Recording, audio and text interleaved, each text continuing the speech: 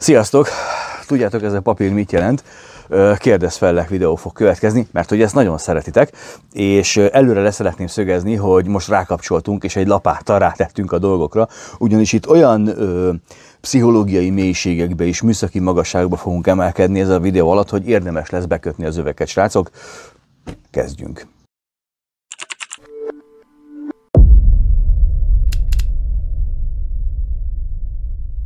Sziasztok! Sok szeretettel köszöntök mindenkit a Kések Háza YouTube csatornáján. Az NN Nice, a Késekholok webáruház és a Magyar Késes Közösség közös munkája révén szeretnénk nektek megmutatni a hazai és a nemzetközi késeket, a hozzájuk kapcsolódó eszközök világát, valamint azokat a közegeket, ahol ezeket használjuk. Sőt, tovább megyünk, szeretnénk az élezés és a karbantartás világát megmutatni nektek, kezdve az alapoktól, valamint műhely videókat is szeretnénk mutatni, amik egy kés elkészülését a legelsőtől a legutolsó folyamatig megmutatják. Fontos, a Kések Háza soha semmilyen fizetős csatornával vagy adománykéréssel nem fog titeket traktálni. Számunkra a legnagyobb elismerés, ha követitek a munkásságunkat, és a legnagyobb megtiszteltetés, ha a mi általunk készített, forgalmazott termékeket választjátok és használjátok hosszú-hosszú éveken keresztül, amit ezúton is köszönünk nektek. Ha tetszenek a tartalmaink, ne felejts el minket bekövetni YouTube-on, Facebookon, Instán, TikTokon, X-en és Pinteresten is. Kezdjük akkor rögtön az egyik legagyzsibbasztóbb elmetornával. Bushcraft 119 hozzászólását fogom olvasni, egy majdnem 9 hónappal ezelőtti videó, az MK búcsúzó, tehát az MK-nak a búcsúztatásáról szóló videó volt ez. A következő kommentet írta: hát igen, ezt beszoptad, sajnos túl, egyben, Nignuba voltál már, bocs, ha őszinte vagyok, tudod, hogy úgy hiszed, hogy mindenki fedett állsz vagy álltál, közben sehol semmi, aztán a kutyának nem kellettél. Ne hidd azt, hogy több vagy másnál, maradok tisztelettel. Bushcraft 119. Ezzel az úriemberkével kicsit részletesebben fogunk foglalkozni, ugyanis övé a Bushcraft erdő természetjárás csatorna is, és rakott nekünk össze egy videót, pontosabban kezdőknek szánta ezt a videót, és a késekről, pontosabban a késeket bemutató csatornákról értekezett. Hallgassátok, nézzétek figyelemmel, öveket bekapcsolni. Szól a kezdőknek, sok szeretettel, tisztelettel, de szól azoknak is, akik már régóta benn vannak az erdőben, hisz mindig tanulunk egymástól, feltéve, ha pozitív hozzáállással vagyunk egymás iránt, és nem bántjuk a másikat. Szóval, ha elfogadtok tőlem egy véleményt, és én úgy gondolom, hogy azért én hiteles ember vagyok, bár Isten igazából az a lényeg, hogy önmagam előtt az legyek. Tehát nagyon sok olyan videót látok, srácok, hölgyek, urak, ahol olyan szájbarágosan akarják ugye az embernek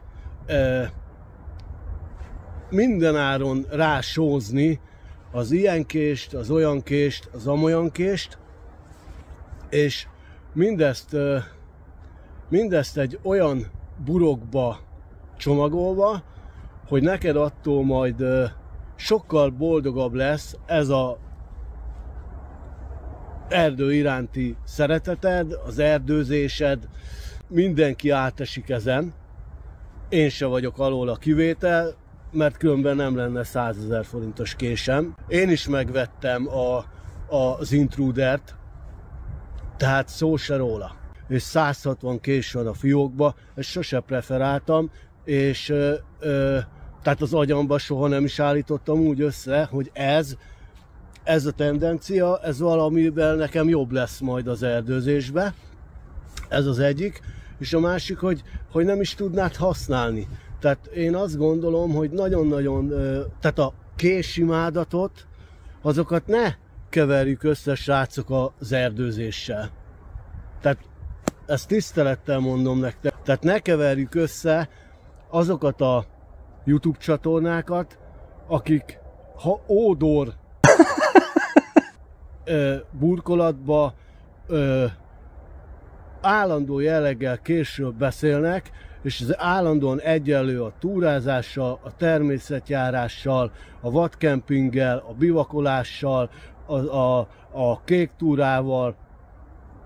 Gyerekek, kurvára, ha belegondoltok, bocsánat a pejoratív megfogalmazásért, de kurvára nem lehet összemosni a kettőt.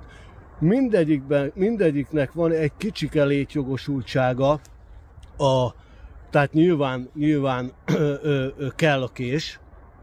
YouTube csatorna, ami csak a késekkel foglalkozik, soha a büdös életbe soha a büdös életbe nem tett le olyan dolgot az asztalra, hogy segítse a kezdőket, csak belerágja a szátokba, hogy ezzel a késsel most ezt tudod csinálni, azzal a késsel azt tudod csinálni, mennyire kurva jó leszel, mennyire vagány leszel, hogyha ezt a kést megveszed, azt miért nem mondja, hogy vegyél egy cipőt is? Azt miért nem mondják, hogy gyerekek, basszatok ki 15 000 egy jó zoknira, mert ha nem, télen le fog fagyni a lábatok. Fontosabb az okni, mint a kés. Én nekem 160. kést is megveszem, mert ennek Pentonem, vagy mi az Isten nyila a neve, annak ez a neve, annak amaz a neve. Nagyon-nagyon sok olyan ódor csatorna van, ami az erdő szeretetét bele akarja manifestálni egy késbe, hogy majd te arról azt a konzekvenciát vond le, hogy majd akkor az a kés meg fogja neked hozni azt, amit esetleg tudat alatt kicsit szeretnél csinálni. Megmondom nektek, srácok, nem fogja meghozni. Lássatok mögé, ezek cégek, ezeknek anyagi egzisztencia, fejlődése, de hogy másképp fogalmazzak, tehát itt pénz van a háttérbe. Az Istent nem érdekli az, hogy te utána mit csinálsz azzal a késsel. Az Istent nem érdekli az, hogy te semmi alapot nem fognak neked szolgálni ahhoz, hogy például azt hogy tanuld meg. Semmit. Abban a pillanatban kifizetted, azt menj a kurva anyádba. Jöhet a következő. Hát eddig tartott ez a tanmese, hagynom kéne időt, tudom, hogy megemészétek, de akkor menjünk is bele, és akkor kedves Bushcraft 119 hozzád szólnék első körben. Úgy tűnik, hogy ismered a betűket, sőt, a betűk által életre keltett hangokat is. De ha ezek egymásba kapaszkodnak és elkezdenek bandába verődni, akkor elbánnak veled. Tehát az olvasás készsége nem egyenlő a szövegértés és szövegértelmezés készségével, és ennek te egy iskola példája vagy. Szerinted a kések gyűjtögetésének, a kések szeretetének és az ódornak semmi köze nincs egymáshoz, ez két teljesen különálló halmaz, bár vannak átfedések. Lefordítom ezt a gondolatmenetet, ha vannak átfedések, akkor vannak közös részek. És én úgy gondolom, hogy a késeknek és az ódornak elég komoly kapcsolata van egymással. Én így gondolom. A kések gyűjtögetése nem kizáró ok, attól te még lehetsz ódoros, mert szereted gyűjteni a késeket. Az sem baj, ha otthon valakinek 160, bazd meg, a 60-ban benne van a van. Az se baj, ha valakinek késből 160 van. Oké, csak megfogtál. Ettől még lehet nagyon lelkes erdőjáró, természetjáró ember. Viszont felhívnám a figyelmedet valamire, ami fölött elsiklottál szerintem, de én segítek neked.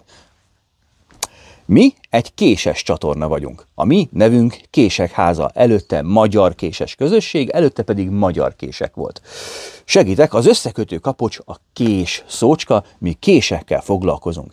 Nekünk ez a tematikánk. Mielőtt még ezt a szót is lenyúlnád másoktól, és elkezdnéd rosszul bufogtatni, gyorsan elmondom, tárgykört jelent. Tehát a mi tárgykörünk, amit körbejárunk és színesítünk, a világ, az a kések. Mi ezek mentén haladunk, mert mi a Kések Háza vagyunk. Nekünk ez a fontos tematikánk, és mi következetesen erre a tartalomsávra helyezzük a mi kis életünket. Zoknikat azért nem mutatunk be, de Istenem milyen édes volt, mint hogyha megalkotta volna, nem is tudom, valami új dolgot, hogy miért nem zoknikat mutatsz be. Zoknikat azért nem mutatunk be, mert mi nem a Zoknik Háza vagyunk. És gondolom már dereng az összefüggés, de azért dobok még egy szalmaszálat, cipőket sem mutatunk be, mert mi nem a Cipők Háza vagyunk.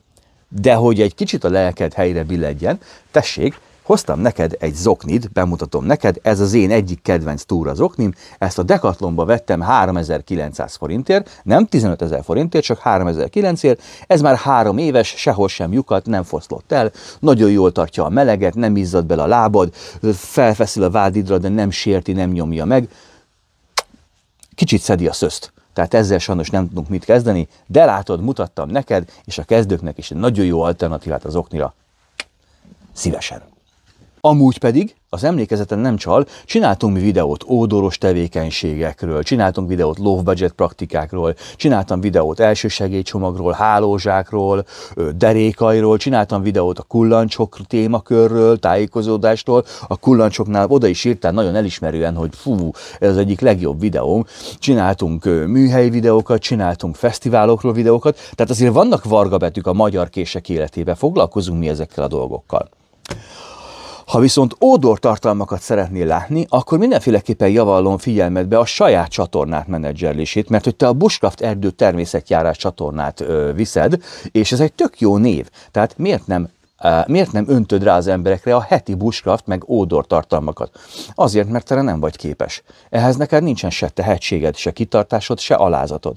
Te beszélsz az alázatról meg a tiszteletről, oda is írod mindenhova, csak éppen nem tudod, mit jelent. Az a komment, amit nekem írtál, abban semmiféle alázat nincsen, és semmiféle tisztelet nincsen. Az őszintesség pedig csak akkor érvényes, mint pozitív fogalom, ha kérlek rá, hogy legyél őszinte. Ha valakihez odamész, és belemondod a szemétbe a saját magad által vélt frankót, akkor inkább lehetsz neveletlen, mint őszinte. De majd később ezt is meg fogod tanulni, mert most bunkónak fogsz tartani, pedig én is csak őszinte vagyok veled. Szinte mindenkibe beleálltál már neveletlen, vállalhatatlan módon. Miután leszakadt a vádlim, miközben az éltúl anyagát forgattam és tapasztalatokat forgattam hozzá, ugye szereztem tapasztalatokat és ezeket videóra vettük, leszakadt a vádlim, megsérültem, hónapokig kiestem a munkából, utána a nyakamba szakadt ugye a magyar késeknek a menedzserlés és az elmaradt munkák, ezért nem jött az éltúl videó, elmaradt, és rengeteg olyan dolog történt, amit bele akartam még szőni ebbe az egész történetbe, és mit írtál nekem Messengeren? Tessék!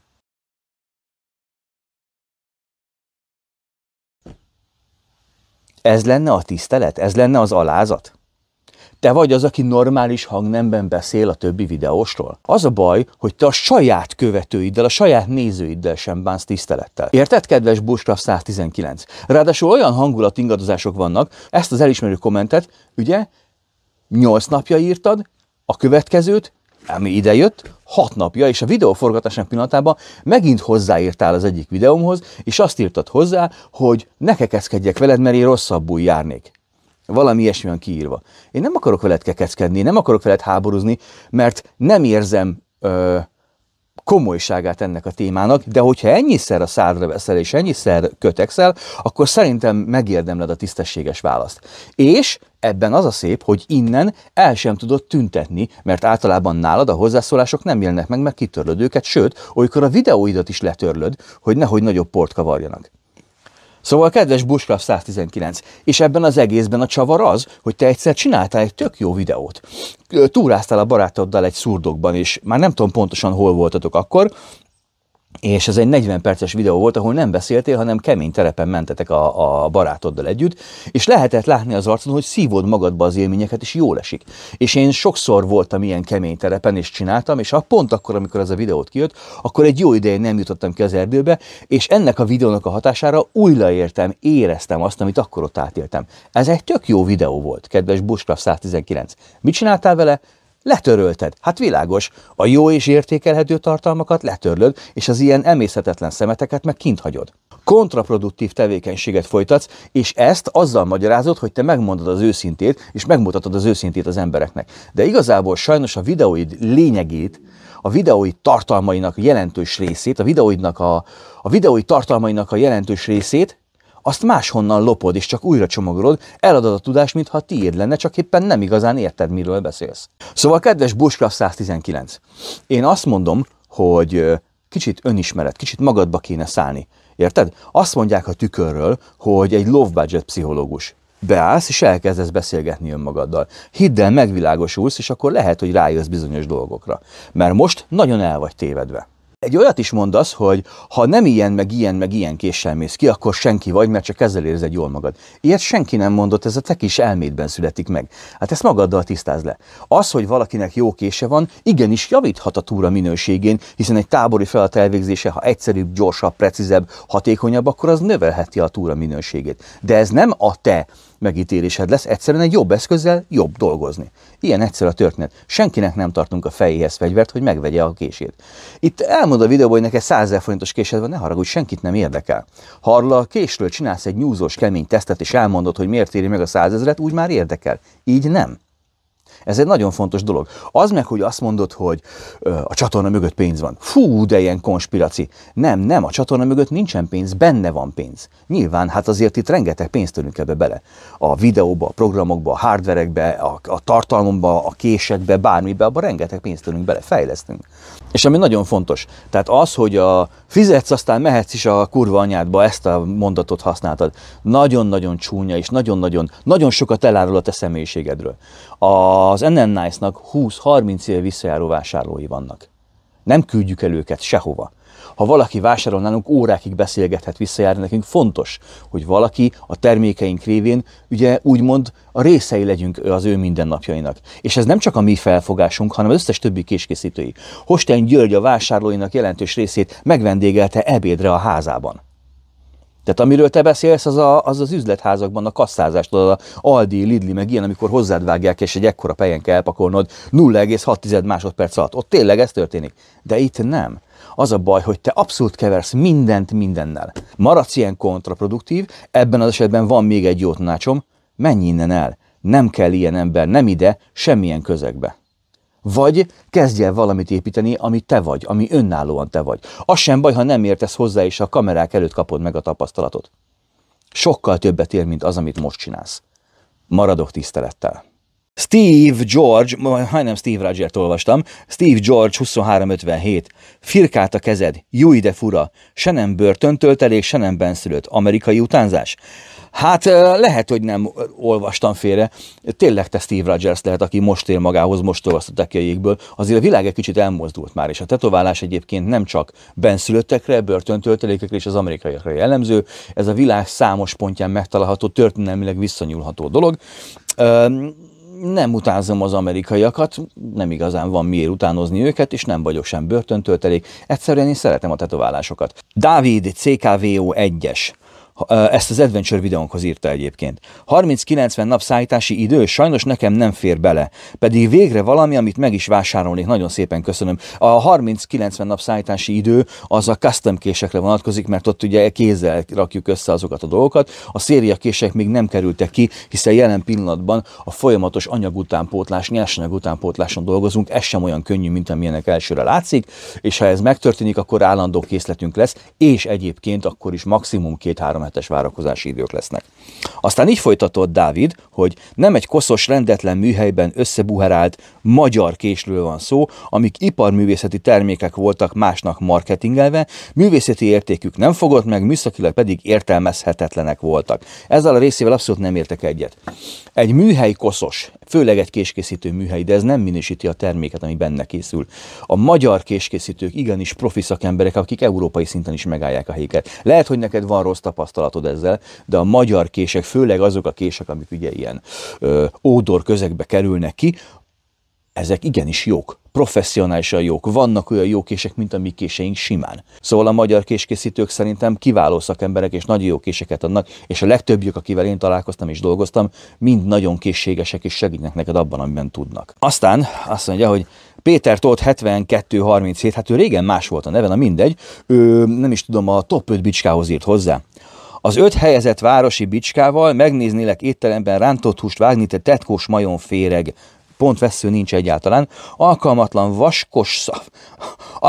vaskos szarfos, ahogyan az összes többi is. Erdőben is megnéznélek, mit művelsz 6 napon át. Első éjszaka sírva szaladnál haza, hogy pizzát rendelj. No. Ez a pszichológiai mélység alja, ahova elhoztalak titeket, kedves Péter Tóth. Én azt tudnám javasolni, ebben a kommentben nem akarok mélyebben belemenni, nőre van szükség, mert az rengeteg feszkót képes feloldani, később majd ad is, de ezt a fajta felgyülemlett stresszt, ezt képes csillapítani, úgyhogy én javaslom a nő, vagy valamilyen hobbi beszerzését, ami egy kicsit elfoglalja magát. Akkor a legvégére jöjjön az egyik leghosszabb komment. 5-ös műhold írta nekünk a Kérdezz Fellek videóról, úgyhogy ez viszonylag egy friss visszajelzés. Csak egy kérdés, milyen alapon gúnyolódsz és Csak egy kérdés, milyen alapon gúnyolodsz és személyeskedsz, zárójelben, mert ugye azt tudod, hogy itt azt csináltad. Egy olyan késkészítőn, akinek a saját bevallása szerint nem ismered a késeit, és őt magát sem ismered, bár láthattad volna, ha nyitott szemmel járnál, mert legalább egy késes csoport tagjai vagytok mindketten.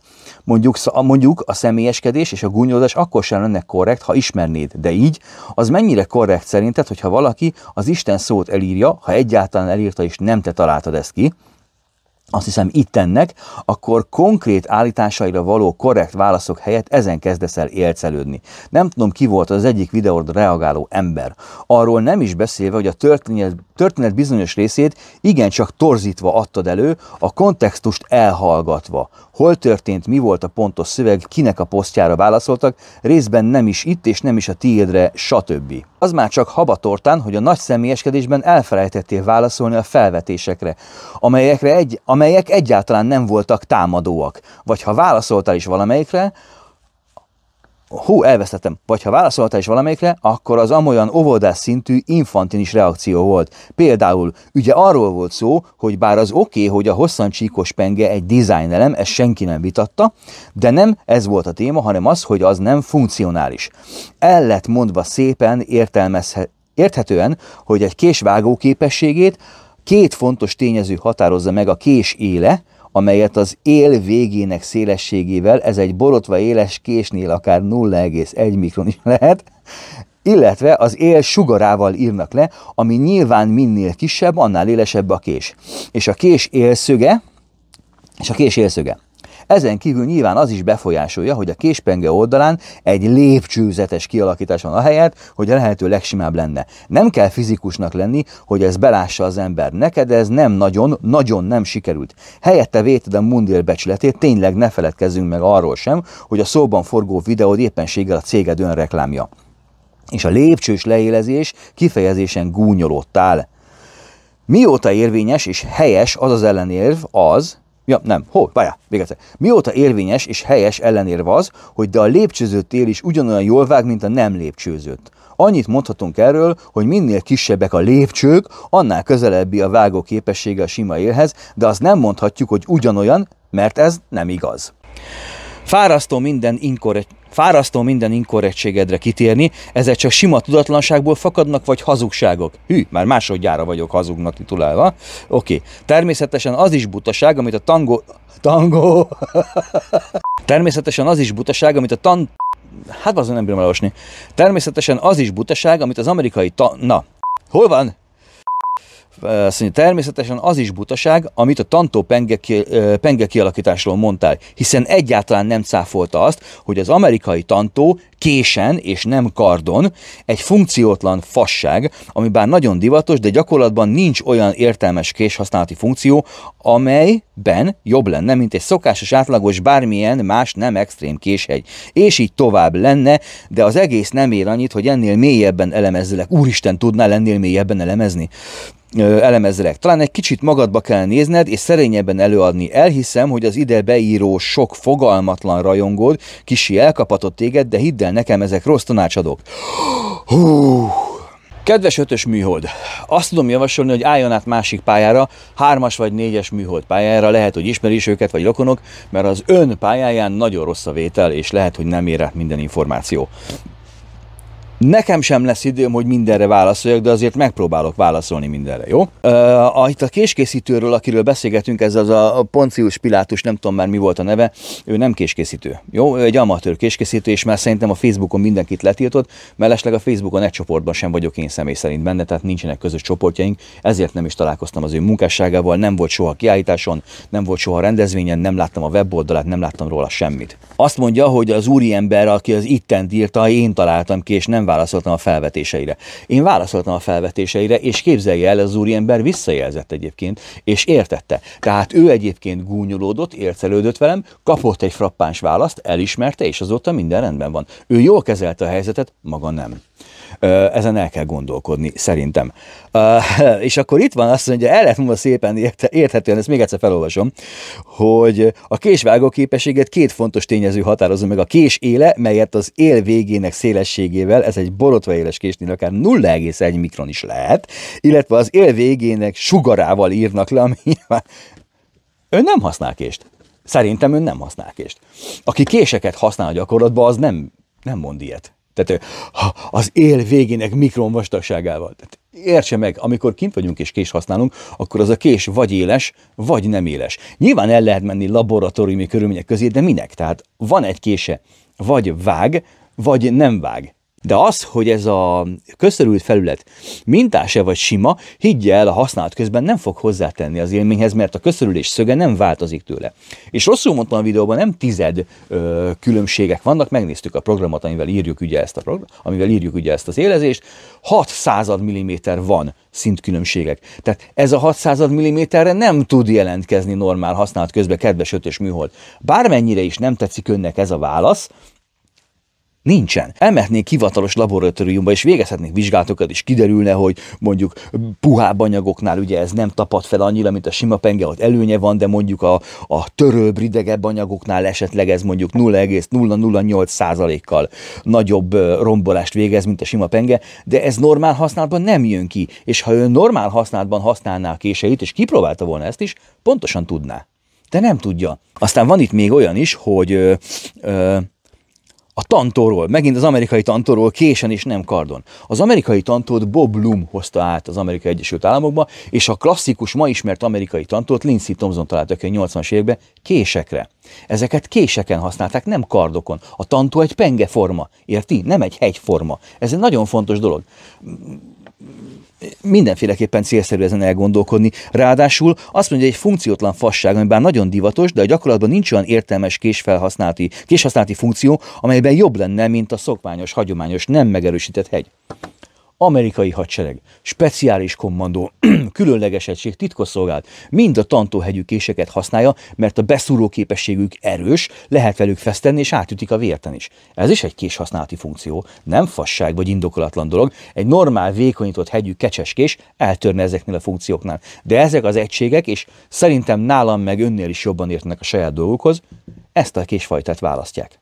Jó, tehát az amerikai tantó az egy pengeforma, és késekre lett kitalálva, nem kardokra. Az a sok ide beíró, fogalmatlan rajongó. Azért ezek az emberek között, nem tudom kinek milyen tapasztalata van, de egy Mecsei Szabolcs, egy Glász Sándor nem fogalmatlan rajongó. Ezektől az emberektől még én is tanulok. És nem az ő hatásukra vagyok én ilyen elszállt, és ő miért hangsúlyozom ki a helyesírási hibákat? Ennek egyetlen egy fontos oka van. Mert általában az ilyen indulati kommentek, amik születnek, ezek mindig tele vannak helyesírási hibával, mert az ember annyira ki akarja magával írni, hogy nem nézi, és meggondolatlan dolgokat ír le. Éppen ezért én javaslom bárkinek, aki ilyesmivel foglalkozik, miután leírta, vegye a fáradtságot, tegyen mindenhova vesszőt, nézze meg az ékezetet, javítsa ki a betűket, és addig lehet, hogy lehiggad, és nem is ezt akarja majd írni. De ha már engem mondjuk esetlegesen pejoratív jelzőkkel illetnek, megaláznak és támadnak, mert igen, ezek megtörténnek, láthatta ezekben a kommentekben is, akkor hagyd legyen már meg nekem a humor intelligens fegyvere, az irónia és a szarkazmus. Megkapják ezek az emberek a válaszokat, és kicsit élcelődök is rajtuk. De hát ez ilyen szakma. Ha valaki szereti az esőt, szeresse a sarat is, kedves ötös műhold. Nem is vitatta senki, hogy ez egy design elem, senki nem vitatta. A téma az volt, hogy nem funkcionális. Hát design elem, önmaga írta le. Egy design elemet nem funkció miatt rakok föl, hanem mert jobban néz ki tőle a kés. Ez egy design elem. Kedves ötös műhold, fejlessze magát szatellitté, nekem édes mindegy, de amiket itt leírt, azok megint indulatból jövő dolgok. És ha érteni akar a késekhez, tényleg érteni akar hozzájuk, nem lexikális szinten, akkor menjen ki, használja őket, és gyűjtsön rengeteg élményt és tapasztalatot. No kérem szépen, ez volt akkor a mai videónk, és hogyha tetszett nektek ez a videó, akkor mindenféleképpen jöhet a like. Ne felejtsetek el feliratkozni, igen komoly feliratkozó számnál tartunk, nem is értem, de nagyon szépen köszönöm mindenkinek. És természetesen a végre tartogattam még egy kommentet, csak azért, hogy egy kicsit komolyabb gondolatot is tudjunk adni, és ezzel búcsúznék tőletek, jó, mindenkitől. Szabó Virág írta, hogy néztem a karácsonyi akciós videódat, és az éltúl előzetest is. Miért gyűlöd annyira a karácsonyt? Kedves Virág, én imádom a karácsonyt, szeretem a karácsonyt, bolondulok érte. A videókban általában, ugye ezekben a reklámvideókban szerepet játszunk, hogy kicsit könnyebb, fogyaszthatóbb legyen ez a történet. Elmondom önnek, hogy számomra mit jelent a karácsony. Mi a karácsony legszebb mozzanata?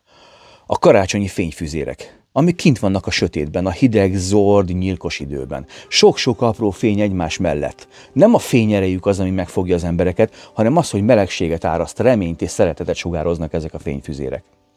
Karácsonyi fényfüzérek. Napjainkra az ember gonosz lett, rossz lett. Ilyenné vált a társadalmunk, érti? Bántjuk egymást, megalázzuk egymást, lehet látni itt a kommentekben. Politizálunk, pedig semmi közünk hozzá. Vezetők háborúkat szítanak, és mi ebből is csak mémeket gyártunk. Pusztítjuk a bolygónkat. Megalázzuk egymást a közösségi szájtokon, a kijövő frusztrációval másokat bántunk meg, és nem törődünk vele. És nem figyelünk a jelekre. Itt tart most az emberiség. Én úgy gondolom, hogy ezek a fényfüzérek olyanok, mint az emberek lelkei. Ha csak egy égne azon a fényfüzéren, valószínűleg kegyeletből ki is csavarná az ember. De sok egymás mellett, az hihetetlen jóra képes. Az emberekben lévő jóságra való hajram, a jóság iránti vágy, és az embereknek a lelke, ami még megvan. Számomra ez a karácsonyi fényfüzér. És a karácsonyt évről évre megpróbáljuk megalázni, tönkretenni, kisjátítani, különböző Black Friday napokkal, hetekkel, hónapokkal, verekedéssel, feszültséggel. De minden évben még mindig győz a karácsony. És amíg a karácsony győz, én úgy gondolom, hogy még nekünk is van remény, még ha csak kicsi is. Karácsonyi fényfüzérek. Sok apró fény egymás mellett. Némelyik alig látszik, de azért vannak.